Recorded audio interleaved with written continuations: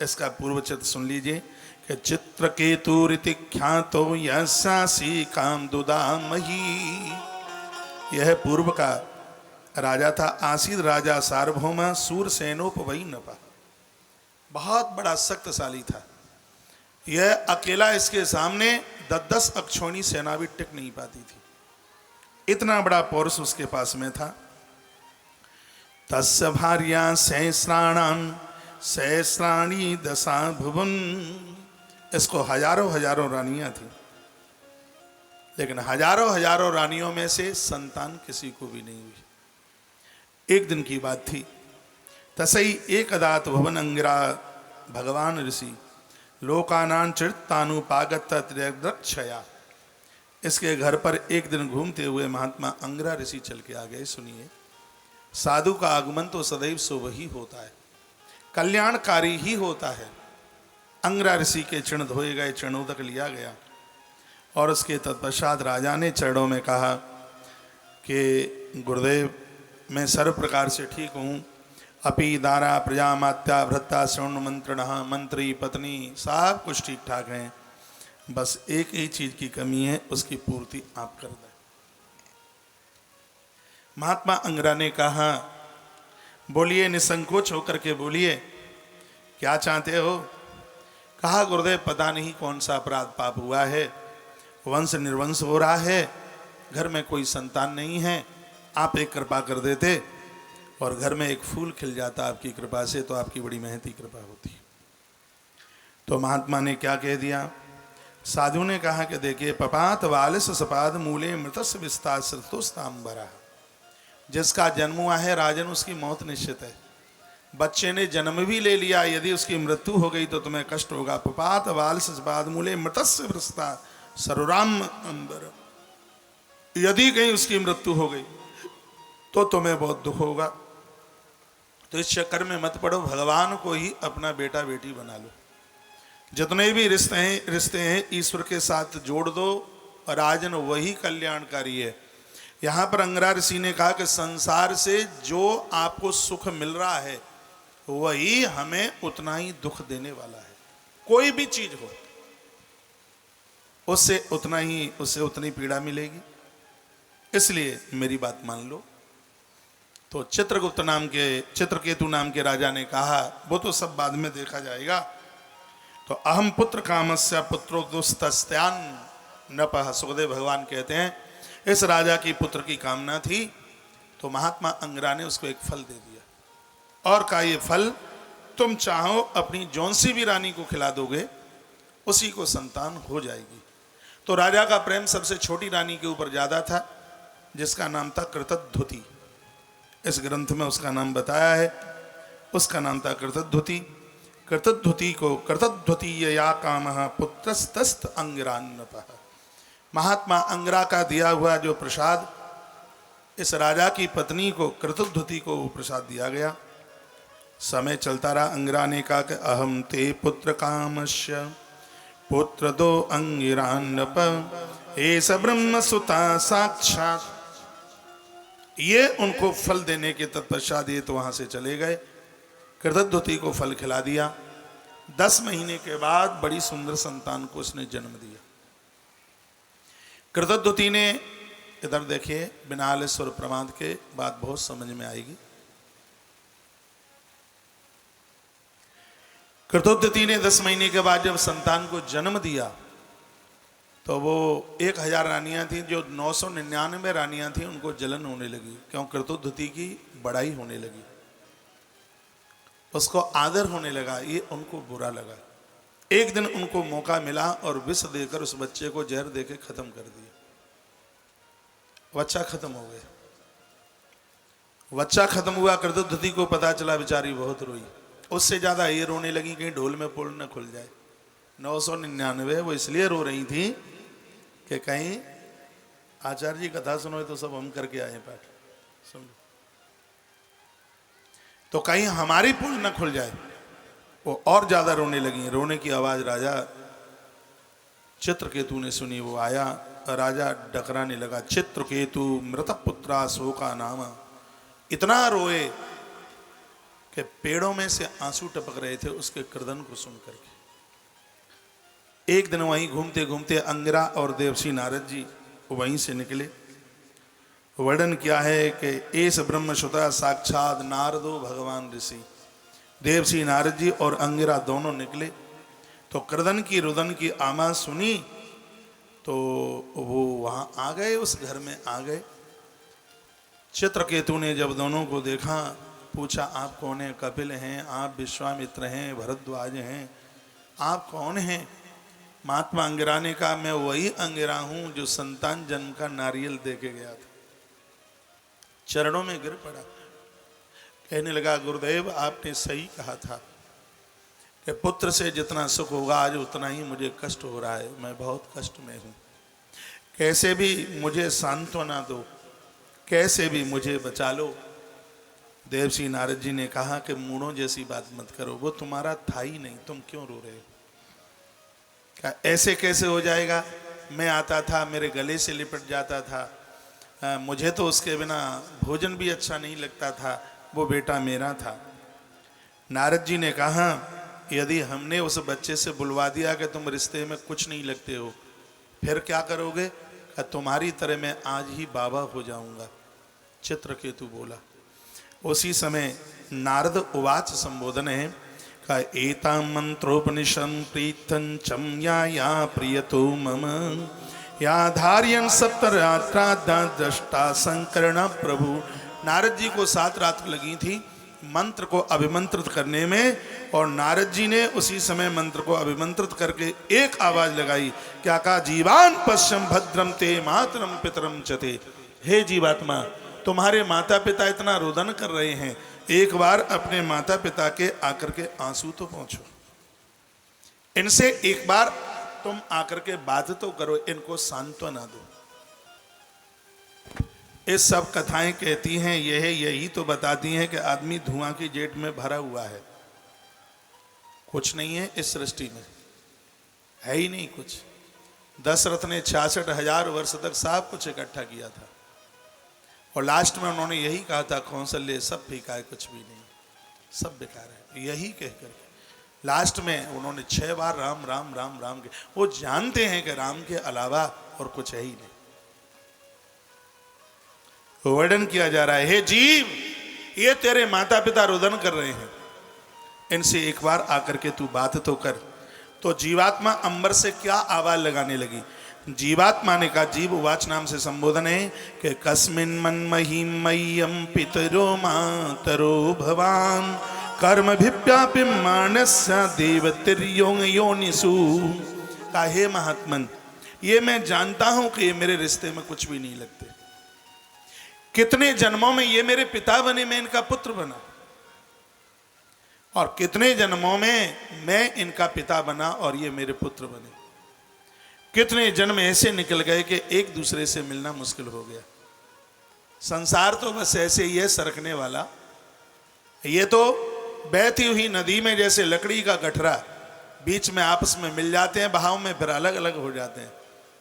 गुरुदेव, ये संसार भी ऐसा है, एक यात्रा की तरह, जैसे बस में बैठा हुआ कोई व्यक्ति 2-3 घंटे के सफर में एक सीट पर बैठे हैं, जी आप कैसे हैं, आप कैसे हैं, आप कैसे हैं, 4 घंटे का साथ दिया, आखिर में अपना अपना थैला लेकर के उतर गए। ये गृहस्थ संसार ऐसे ही है। यहाँ कोई 10 वर्ष संग देता है, कोई 25 साल संग देता है, कोई 30 वर्ष संग देता है। कभी पति से पहले पत्नी, कभी पत्नी से पहले पति, कभी पिता से पहले पुत्र, और कभी पुत्र से पहले पिता दुनिया छोड़ करके चला जाता है। जीवात्मा ने कहा ये इनकी भूल है कि इन्होंने मुझे अपना मान लिया है। यदि ये भगवान को अपना मान लेते होते तो गुरुदेव इनका भी कल्याण हो गया होता। ये जीवात्मा ने ये बात कही। यह लगता है कि यह हमें बहुत प्रेम स्नेह करते हैं। संसार तो एकदम बिल्कुल स्वार्थ में भरा पड़ा है। जेहि ते निज कछ स्वार्थ होई, ते ही पर ममता कर सब कोई। और जब हकीकत का पता नहीं लगता तब तक व्यक्ति को वैराग्य भी नहीं होता। एक कथा में उज्जैन की आपके बीच में रखूं, भर्तहरि, बहुत बड़ा अद्भुत राजा हुआ है भर्तहरि। इसकी बड़ाई में जितने भी शब्द कहे जाएं उतने कम हैं। संसार का भोगी तो नंबर ही था, लेकिन गुरु बहुत अच्छा था। गुरु हैं इनके गोरखनाथ। गोरखनाथ गुरुजी को लगा कि बेटा संसार के भोगों में ज्यादा डूबा हुआ है। पत्नी के प्रति इतना आकर्षण था कि पत्नी चलती थी तो पीछे से छाता लेके चलते थे। लोग पूछते थे कि तुम ऐसा क्यों करते हो। बोलता है कि पत्नी का चमड़ा ज्यादा गोरा है, कहीं काला ना हो जाए, मुझे इसकी चिंता ज्यादा होती है। वो पीछे पीछे छतरी लेकर के चलता है। गुरुदेव ने, गोरखनाथ जी ने मन में विचार किया कि इसको संसार के दलदल से कैसे बाहर किया जाए। एक दिन गुरु गोरखनाथ जी अपने हाथ में एक फल लेकर के आए। आकाश से फल टपका और इस फल की विशेषता थी कि ये फल जिसके पास होगा उसके राज्य में दुर्भिक्ष नहीं होगा, अमर हो जाएगा, आनंद हो जाएगा, बूढ़ा नहीं होगा। इसकी यह विशेषता थी। तो गुरुदेव जी आए और उन्होंने वह फल भरथरी को देना चाहा। भरथरी को कहा कि बेटा ये फल ऐसा है जो इसको अपने पास रखेगा वो वृद्ध नहीं होगा, जर्जर नहीं होगा, बुढ़ापा नहीं होगा, संपत्ति की कमी नहीं आएगी। ये दे दिया उसको, गुरुजी दे करके चले गए। अब इसने सोचा कि मेरी पत्नी मुझसे बहुत भारी प्रेम करती है, सुनिए क्यों ना ये फल मैं अपनी पत्नी को दे दूं तो वो जल्दी बूढ़ी नहीं होगी। तो उसने वह फल अपनी गृहिणी को दे दिया। अब वो पत्नी ने विचार किया कि राजा का सेनापति है, वो मुझसे बहुत प्रेम करता है, क्यों ना ये फल मैं उस सेनापति को दे दूं सो वो कभी बूढ़ा ना हो। तो उसने वो दुबके छुपके वो फल सेनापति को दे दिया। सेनापति ने मन में विचार किया कि नगर की वेश्या मुझसे बहुत प्रेम करती है, क्यों नहीं ये फल मैं उसको ले जा करके दे दूं सो वो कभी बूढ़ी ना हो। वेश्या के हाथ में फल दे दिया। अब वेश्या ने मन में विचार किया कि फल इतना बढ़िया, ये कभी किसी को बूढ़ा नहीं होने देता, तो क्यों ना ये फल हम अपने राजा को दे दें, वो बूढ़ा ना हो तो प्रजा का पालन अच्छी तरह से चलता रहेगा। वेश्या ने वो फल राजा भरथरी के हाथ में दे दिया। ताली मरी मराई बजाते हैं आप, धन्यवाद। तो भरथरी ने देखा वह फल के तो वही फल है जो गुरुजी ने दिया था। पूछा ये तेरे पास कहां से आया। तो ढोल में पोल खुल गया। उसने कहा कि मुझसे आपका सेनापति प्रेम करता है, ये फल उसने मुझे लाके दिया। सेनापति को पकड़ा। उसको पूछा राजा ने तेरे पास फल कहां से आया। सेनापति को वक करना पड़ा कि महारानी मुझसे प्रेम करती है, ये फल उसने दिया। इतना कहा राजा मूर्छित होकर के गिर गया। धिक्कार है मेरे लिए, मैंने हाड़ मांस के लोथड़े से प्रेम किया। धिक्कार है, इतना प्रेम मेरा रघुनाथ से हो गया होता, परमात्मा से हो गया होता तो मेरा जीवन निहाल हो गया होता। उस समय राजा भरथरी ने 3 शतक लिखे अपने हाथों से।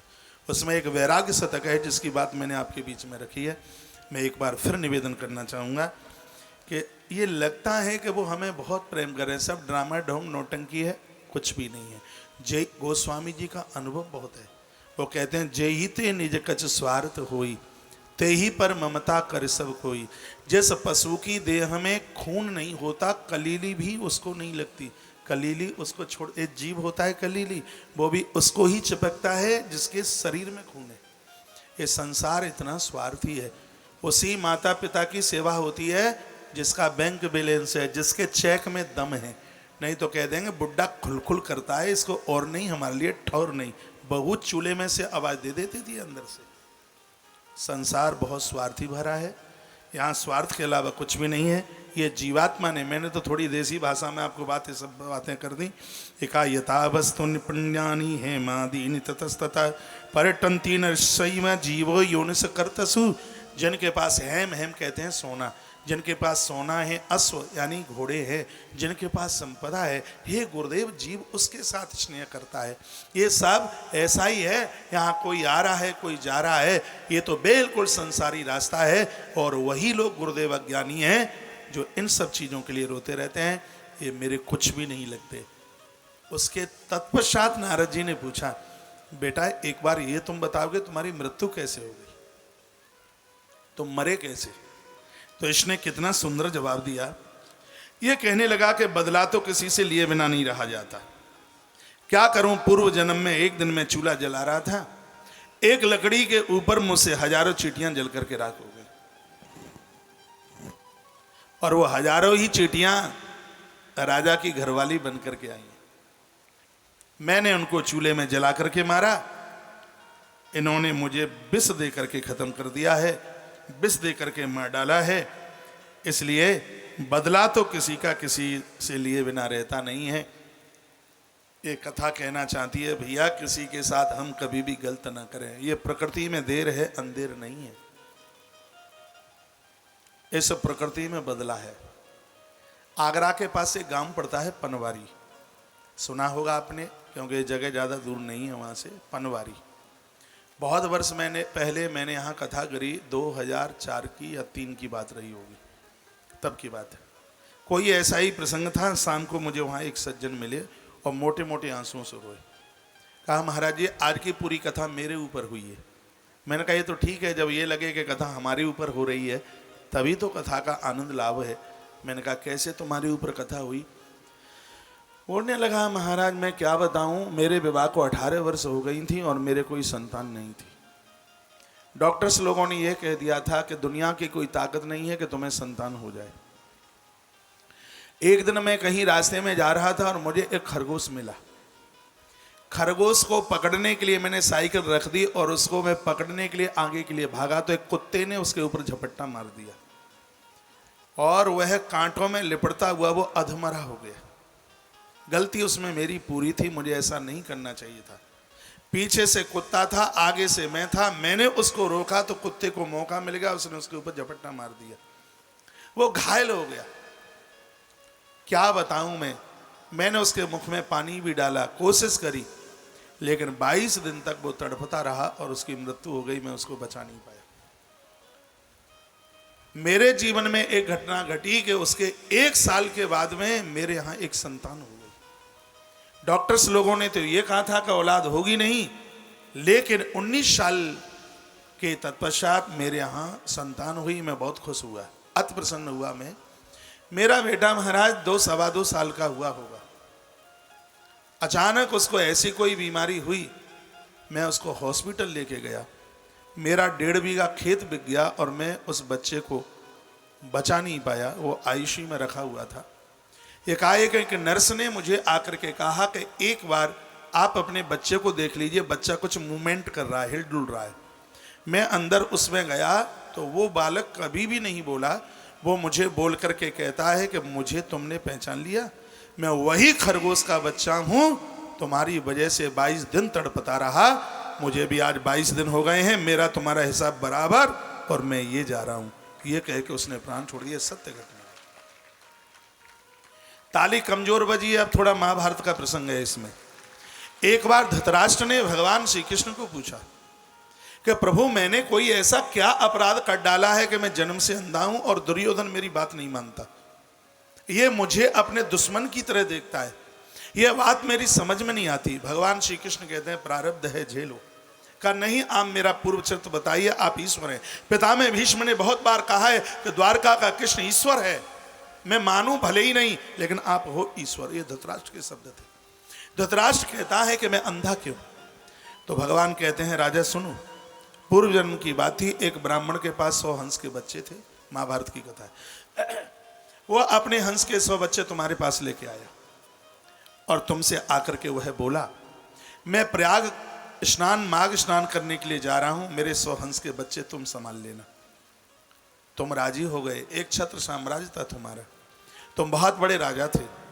राजन वो तो स्नान के लिए चला गया, तुम्हें मांस खाने की आदत थी और तुम हंस के 100 बच्चों को भून भून करके खा गए।